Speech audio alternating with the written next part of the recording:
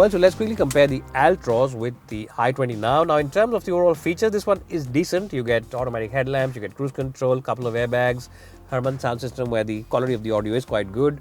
The gauges though are half digital and half analog. That's something which some people like, some people don't like, but it's now lacking in the features compared to the i20. The i20 is completely digital cockpit. Big 10-inch screen. This one is only 7 inches. So that's a couple of areas where it's ahead. Wireless charging is also missing on this car.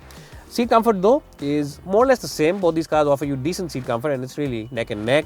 Practicality wise also, both these cars are more or less the same.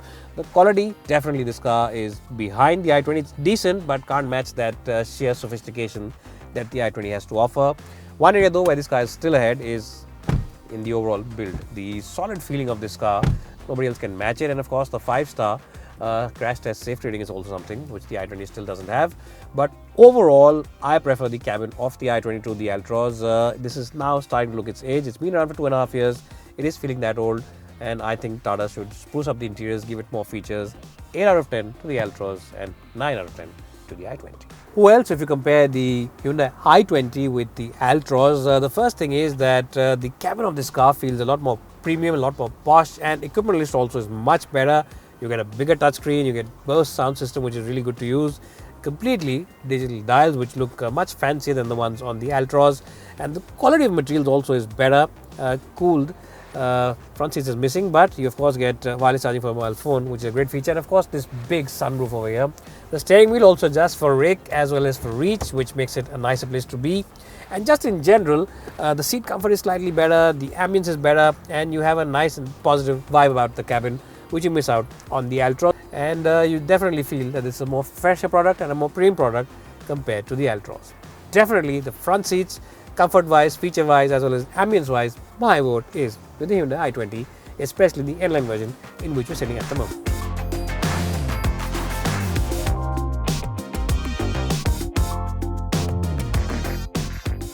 Well, I'm sure by now all of you are aware that Woodmore are the online expert when it comes to spare parts, and the best point is that they have the spare parts for all vehicles available in India.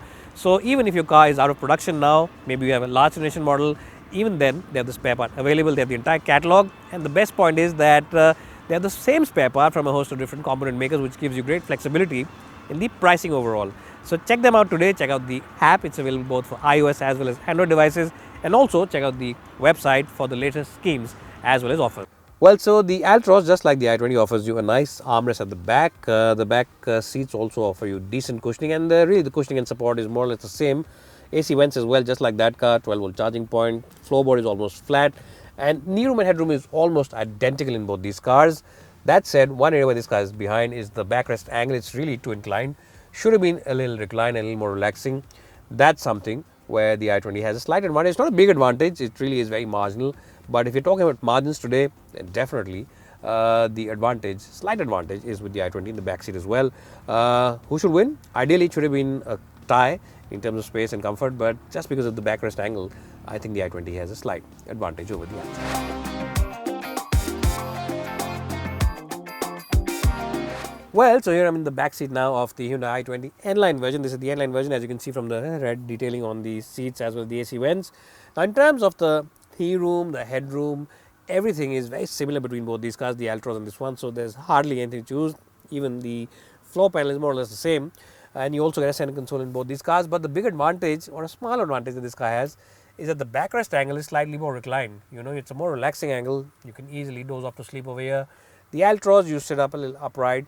That's something which is a little bit of a negative on that car.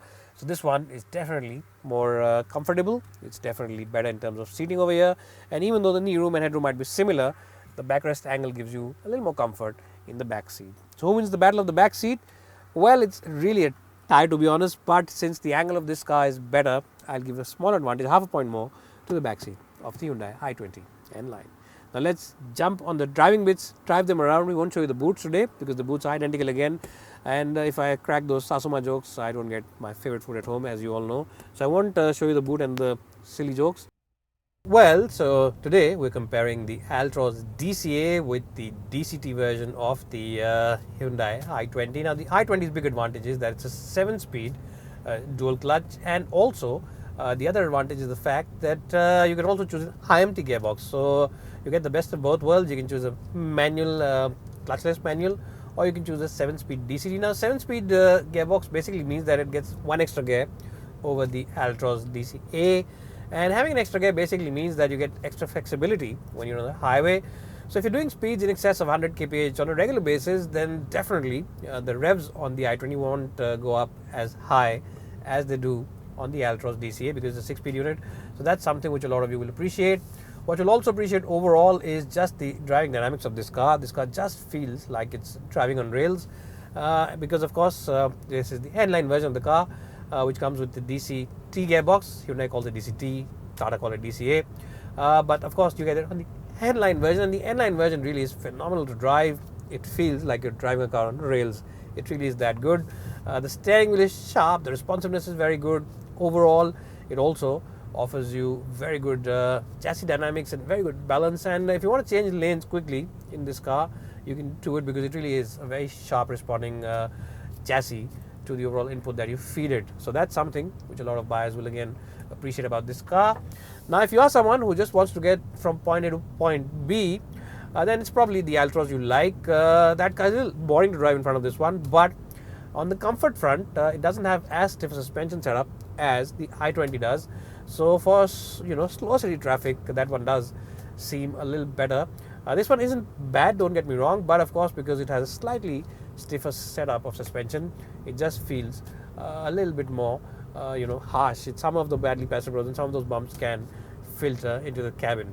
What else is there on this car which you'll appreciate? Well, the 7-speed unit really is sneak to operate. The gears go up and down really fast. It's a fast responding gearbox, and overall it's just a fantastic product. Overall, you'll really enjoy driving it. If you are someone who calls himself a keen driver, if you love driving, you're an enthusiast, the engine is more responsive. It's definitely more powerful. It's 120 bhp engine compared to 87 bhp on the Altroz, so you can feel that difference in terms of performance. And of course, apart from being faster, more powerful, more responsive, it's also more silent. Yes, the cabin of this car is more silent. Both these cars are 3-cylinder units, but this one, once it gets warmed up after a couple of minutes, definitely feels inherently more quiet compared to the Tata Altroz. So those are departments where this car is ahead. The only area where this car is slightly behind is overall in the slow city speed. Ride comfort, definitely that's one area where the ride comfort is better of the Tata car. Well, so here I am driving the Tata Altroz dual clutch automatic now, and in today's video review we're going to compare this car with the Hyundai i20 N-Line, which also gets a dual clutch and also gets an IMT gearbox. What is the big difference between both these cars? Well, that one has a 7-speed automatic DCA. This one only has a 6-speed automatic, so there's one gear extra on that car.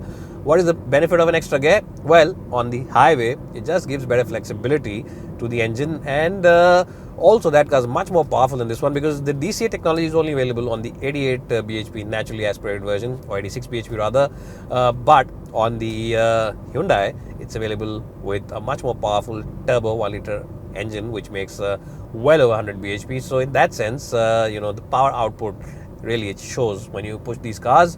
One area where the Tata Altroz is clearly behind is in overall refinement from this engine. It just doesn't have that same kind of refinement levels that the Hyundai engine has to display. And both these engines, even though they're 3-cylinder engines, they aren't the most refined engines in the business, but this one does tend to become a little loud, and it does become boomy when you rev it hard.